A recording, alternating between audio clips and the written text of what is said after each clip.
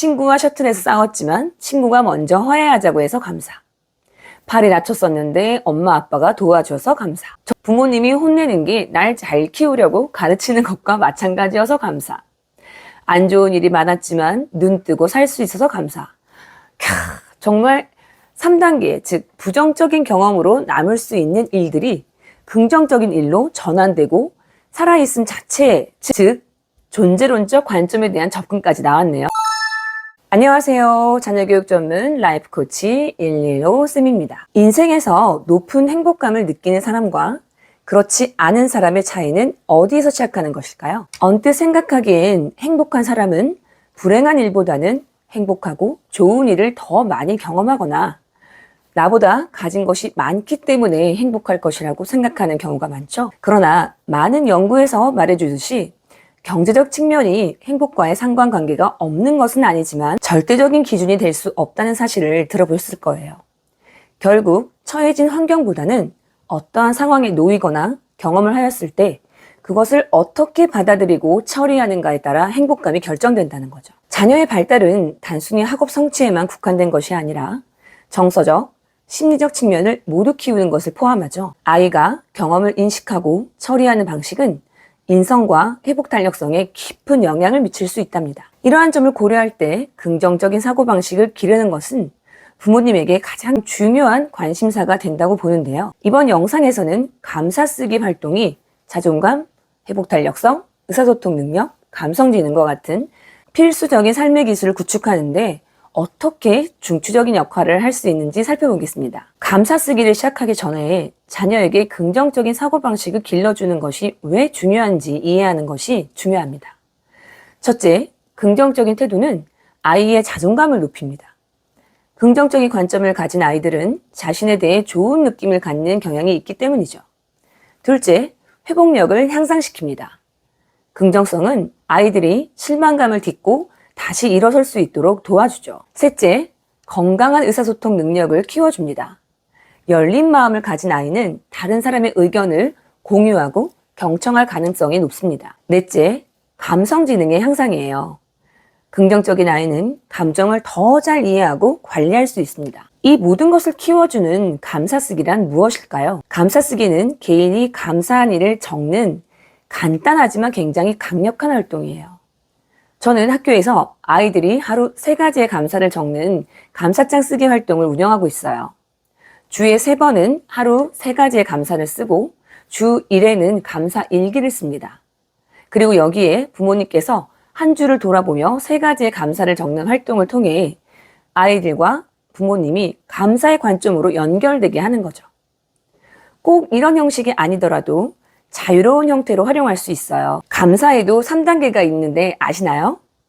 1단계는 긍정적인 것에 대한 감사예요. 예를 들면 좋은 상황과 경험, 새롭게 생긴 것 등 따로 노력하지 않아도 감사하기 쉬운 것에 대한 감사로 대부분의 감사는 이 경우가 많죠. 2단계는 중립적인 것에 대한 감사예요. 나에게 원래부터 있던 것이나 상황에 대한 감사로 원래 있던 것이기 때문에 찾아보는 노력을 기울이지 않으면 잘 느끼지 못하는 경우가 많죠. 3단계는 부정적인 것에 대한 감사로 감사할 이유를 찾기 힘든 부정적인 경험과 상황으로부터 깨달음을 얻고 감사할 부분을 찾는 것으로 정서 및 사고의 전반적인 수준이 높아야 가능한 단계이죠. 이걸 1학년이 하고 있다면 믿으시겠어요? 뒤에서 예시를 통해 확인할 수 있습니다. 어느 단계의 감사인가가 중요한 것이 아니라 핵심은 자신의 삶에서 긍정적인 요소를 반영하고 인정하는 데 있답니다. 에이, 그게 무슨 효과가 있어? 라고 생각하시는 분도 있을 거예요. 믿거나 말거나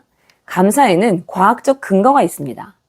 감사를 표현할 때 우리의 뇌는 감정을 담당하는 2가지 중요한 신경물질인 도파민과 세로토닌을 방출합니다. 도파민에 대해서는 다들 알고 계시죠? 결국 우리가 하는 많은 행위들은 우리를 기분 좋게 하는 도파민의 분비에 따라 결정된다고 해도 과언이 아닌데요. 자극적인 방법으로 도파민을 추구할 경우에는 게임 중독, 스마트폰 중독, 알코올 및 약물 등 각종 중독에 빠지는 것도 이러한 이유 때문이죠. 이러한 일시적이고 부정적인 결과를 가져오는 행위와 달리 감사쓰기 활동은 기분 좋은 화학물질인 도파민의 분비를 가져와서 기분을 즉각적으로 개선하며 중독 증상과는 달리 내면으로부터의 행복감을 느끼게 한답니다.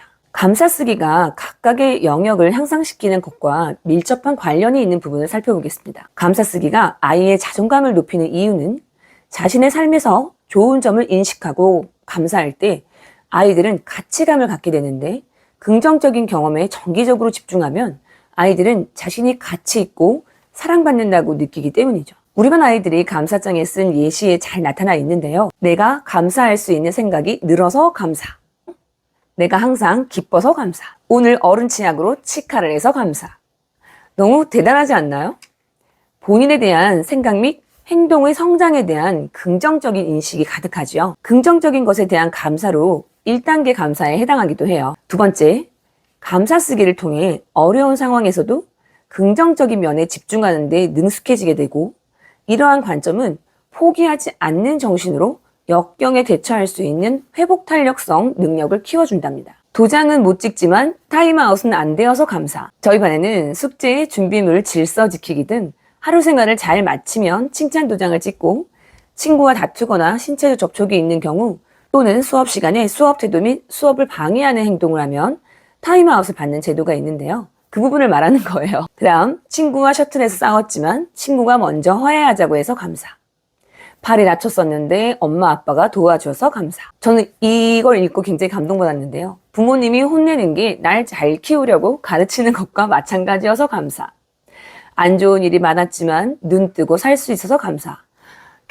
정말 3단계, 즉 부정적인 경험으로 남을 수 있는 일들이 긍정적인 일로 전환되고 살아있음 자체, 즉 존재론적 관점에 대한 접근까지 나왔네요. 세 번째, 감사 활동에는 종종 글로 쓰거나 말로 표현하는 방식으로 감정을 공유하는 것이 포함되죠. 이러한 적극적인 공유와 성찰은 자녀의 의사소통 기술을 미세하게 조정하여 더 명확하고 공감할 수 있게 하기 때문에 감사 표현을 통한 소통 강화에 효과를 가져온답니다.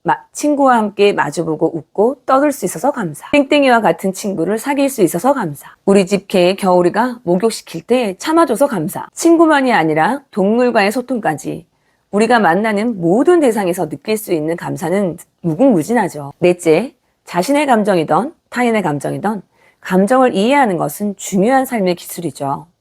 감사쓰기를 통해 자신의 감정을 인정함으로써 아이들은 자신의 감정 스펙트럼에 더 잘 적응하여서 감성 지능을 향상시킬 수 있습니다. 땡땡이가 오늘 안 왔는데 마음을 위로해주는 떡볶이가 나와서 감사. 정말 이거 읽고 너무 빵 터졌는데요.